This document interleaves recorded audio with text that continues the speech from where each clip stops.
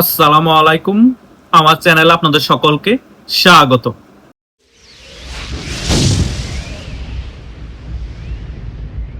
আমার ইউটিউবের অনেক সাবস্ক্রাইবার আমাকে বলছে গত এক সপ্তাহ ধরে যে ভাইয়া, বাংলাদেশ আওয়ামী লীগ যে সারা বাংলাদেশ জুড়ে বিক্ষোভ মিছিল করছে, এই সকল বিষয়গুলো নাকি বিএনপির ইন্ধনে করছে।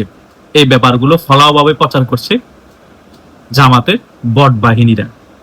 বিএনপি নাকি চাচ্ছে বাংলাদেশের মধ্যে আওয়ামী লীগের রাজনীতি ফিরে আসুক এবং শেখ হাসিনা বাংলাদেশে ফিরে আসুক। ব্যাপারগুলো কতটুকু সত্য, নাকি এটা টুইন পলিটিক্সের অংশ, ব্যাপারগুলো আপনি এই ভিডিওর মধ্যে আলোচনা করে আমাদেরকে ক্লিয়ার করুন। আজকে এই সকল বিষয় নিয়ে একটি ক্লিয়ারলি আলোচনা করব। আশা করছি আপনারা শেষ পর্যন্ত ভিডিওটি দেখবেন, সকল বিষয় ক্লিয়ার হয়ে যাবেন। প্রথমত, গতকালকেই হয়তোবা আপনারা দেখতে পেয়েছেন বিভিন্ন নিউজ মিডিয়ায় বিএনপির এক প্রতিমন্ত্রী, স্থানীয় সরকার প্রতিমন্ত্রী মীর শাহে আলম, তারেক জিয়া ছোটবেলার বন্ধু, তিনি ক্লিয়ারলি বলেছেন আওয়ামী লীগকে বাংলাদেশের রাজনীতিতে ফিরতে দেওয়া যাবে না বা হবে না। একজন প্রতিমন্ত্রীর মুখে যখন এই ধরনের বক্তব্য আমরা শুনতে পাই, তাহলে জামাত ইসলামের বট বাহিনীরা বিভিন্ন পেজ থেকে কেন প্রচার করছে যে আওয়ামী লীগকে ফেরানোর জন্য কাজ করছে বিএনপি? তাহলে বুঝতে হবে এটা আগে থেকেই প্ল্যানিং করা। বিএনপিও এই ধরনের বক্তব্য দেয় আওয়ামী লীগ বাংলাদেশের রাজনীতি ফিরতে পারবে না, আবার এদিক দিয়ে জামাত বিএনপিকে ব্লেম দিচ্ছে আওয়ামী লীগ বাংলাদেশের রাজনীতিতে ফেরার পিছিয়ে বিএনপি কাজ করছে। তার মানে বাংলাদেশ আওয়ামী লীগ যে সারা বাংলাদেশ যে শক্তিমত্তা দেখাচ্ছে, সেটা আওয়ামী লীগের যে ক্রেডিট হচ্ছে এবং আওয়ামী লীগ যে অনেক শক্তিশালী রাজনৈতিক দল রাজপথের জন্য, সেটা যাতে আওয়ামী লীগ দম্ভ করে বলতে না পারে, সেই ক্রেডিটটা বিএনপিকে দিয়ে দেওয়ার চেষ্টা করছে যাতে আওয়ামী লীগ ছোট হয়। এটাও একটা রাজনৈতিক অংশ জামাত ইসলামী। দিনের বেলা জামাত এবং বিএনপি মারামারি করবে, রাতের বেলা এক টেবিলে বসে ভাত খাবে, আর সেখানে বসে বসে প্ল্যানিং করবে আওয়ামী লীগকে কিভাবে ছোট করা যায়, আওয়ামী লীগকে কিভাবে কোণঠাসা করা যায়, এবং আওয়ামী লীগ যাতে বাংলাদেশের রাজনীতি ফিরতে না পারে কিভাবে আমরা বিভিন্ন বক্তব্য দিতে পারি কালকে এবং এর পরের দিন। সকল কিছু আগে থেকে রেডি থাকে। ডারবিন আসিদকে কখন তারা ওপেনে আনবে এবং ডারবিন আসিদকে কখন কার বিরুদ্ধে লাগাবে, সেগুলো আগে থেকে প্ল্যানিং করা থাকে।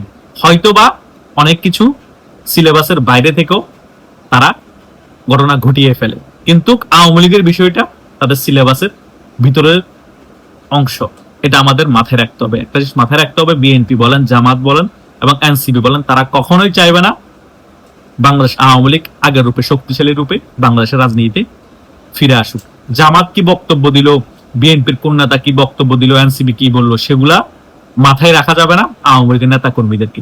আওয়ামী লীগের নেতা কর্মীদেরকে সবসময় একটা বিষয় মাথায় রাখতে হবে, আমাদেরকে সংগঠিত হতে হবে, আমাদেরকে শক্তি সঞ্চয় করতে হবে এবং বাংলাদেশের মধ্যে জনগণকে নিয়ে একটি গণ আন্দোলন তৈরি করতে হবে এবং সেই গণ আন্দোলনের মাধ্যমে এই রেজিমের পতন ঘটিয়ে শেখ হাসিনাকে বাংলাদেশে ফিরিয়ে আনতে হবে এবং আমাদের আবার ক্ষমতায় আসতে হবে। আর যদি এই রেজিমের পতন নাও ঘটাতে পারি, এমন ভাবে আন্দোলন সংগ্রাম করব, এই সরকারকে বাধ্য করবো আমাদের দাবি আদায়ের জন্য, এবং সে দাবি মানার ফলে আওয়ামী লীগের কার্যক্রমের যে নিষেধাজ্ঞা আছে সেটা তুলে ফেলতে হবে এই সরকার, এবং শেখ হাসিনা যাতে বাংলাদেশে ফিরে আসতে পারে সেই পরিবেশ তৈরি করতে হবে বাংলাদেশে। সেই লক্ষ্যেই বাংলাদেশ আওয়ামী লীগের নেতা কর্মীদেরকে কাজ করতে হবে। কোন দল কি বললো আওয়ামী লীগকে নিয়ে সেটা মাথায় রাখা যাবে না এবং সে সকল বিষয় শুনে হতাশ হওয়া যাবে না, কনফিউশনও হওয়া যাবে না। কারণ একটা জিনিস মাথায় রাখতে হবে, আওয়ামী লীগ যখন ক্ষমতায় ছিল তখন আওয়ামী লীগের নেতা কর্মীরাও বলতো আমরা 2041 পর্যন্ত ক্ষমতায় থাকবো, আমরা পালাই না, আমরা পালাবো না। আর আমরা যদি পালাই, ফখরুল সাহেবের ঘরের ভিতর উঠবো, ওবায়দুল কাদের এই সকল বক্তব্য দিত। কিন্তু আওয়ামী লীগের পতন কখন হয়েছে? 2024 সালের 5 আগস্ট। সো 17 বছর আগে আওয়ামী লীগের পতন হয়ে গিয়েছে। তাই রাজনৈতিক বক্তব্য রাজনীতিবিদরা দিবেই। বিএনপিও বলবে আওয়ামী লীগ কখনো বাংলাদেশের রাজনীতিতে ফিরতে পারবে না, জামাতও বলবে ফিরতে পারবে না, আওয়ামী লীগ শেষ, আওয়ামী লীগ এ হয়ে গেছে, সে হয়ে গেছে। এগুলো জাস্ট রাজনৈতিক বক্তব্য। যখন এই ধরনের বক্তব্য দিবে তখন মনে করবেন আওয়ামী লীগ আগের থেকে শক্তিশালী হয়ে গিয়েছে, আওয়ামী লীগ খুব শীঘ্রই বাংলাদেশের রাজনীতি ফিরছে। সেই কারণে তারা ভয়ে এই ধরনের বক্তব্য দিচ্ছে জনগণকে বোঝানোর জন্য যে আওয়ামী লীগ একেবারে দুর্বল হয়ে গিয়েছে। এগুলো জাস্ট আইওয়াশ এবং রাজনৈতিক বক্তব্য। আমাদের রাজনৈতিক বক্তব্যগুলো খুব ক্লিয়ারলি বুঝতে হবে, খুব ক্লিয়ারলি আমাদের অনুধাবন করতে হবে। আর আপনারা যদি না বুঝেন আমাদের কাছে প্রশ্ন করবেন, আমরা এই সকল বিষয় বুঝাবো আপনাদেরকে ভিডিওর মাধ্যমে। যেমন এই বিষয়টা নিয়ে আপনারা প্রশ্ন করেছেন যে এখন আজকে আমি ক্লিয়ারলি আলোচনার মাধ্যমে আপনাদেরকে এখন বুঝাতে সক্ষম হচ্ছি। এবং যারা আমার ভিডিওটি প্রথম থেকে শেষ পর্যন্ত দেখবেন তারা কিন্তু এই ভিডিওটি দেখার ফলে সকল বিষয় একেবারে ক্লিয়ার হয়ে যাবে, আর কোনো কনফিউশন থাকবে না। কেন জামাত ইসলামী এই ধরনের বক্তব্য দেয়, কেন বিএনপি এই ধরনের বক্তব্য দেয়, কেন এনসিপি এই ধরনের বক্তব্য দেয়। যখন আওয়ামী লীগ একেবারে শক্তিশালী হয়ে যাবে, মানে একেবারেই দরজার সামনে চলে আসবে, ক্ষমতার একেবারে আওয়ামী লীগ রাজনীতিতে ফেরার একেবারে দরজার সামনে চলে আসবে, তখন দেখবেন যে বিএনপি, জামাত এবং এনসিপি দেশের মধ্যে তালগোল পাকিয়ে ফেলবে এবং আওয়ামী লীগকে এমন ভাবে প্রমোট করবে যে আওয়ামী লীগ বাংলাদেশে একেবারে কোথাও নাই। এটা বোঝানোর চেষ্টা করবে। কেন? কারণ আওয়ামী লীগ ফিরে আসা একেবারে দূর করে চলে আসলো, তাদেরকে স্টিমুলার চালানো হবে, দমন নিপীড়ন করা হবে। সে কারণে মিডিয়ার মাধ্যমে প্রচার করবে যে আওয়ামী লীগ কোনো জায়গায় নেই, আওয়ামী লীগ একেবারে সন্ত্রাসী সংগঠন, আওয়ামী লীগ একেবারে নিষিদ্ধ, আওয়ামী লীগকে আন্তর্জাতিকভাবে জঙ্গি সংগঠন বলা হয়, এভাবে প্রমোট করবে। অলরেডি বিভিন্ন জায়গায় এভাবে প্রমোট করা শুরু হয়ে গিয়েছে, কারণ তারা বুঝতে পেরেছে আওয়ামী লীগ ফেরার জন্য রাজপথ মোটামুটি দখল করার প্রিপারেশন নিয়ে ফেলেছে। সো আমাদের স্টিমুলার চালাতে হবে, আমাদের এখন আগে থেকে এই সকল বিষয়গুলো প্রমোট করে প্রিপেয়ার হতে হবে।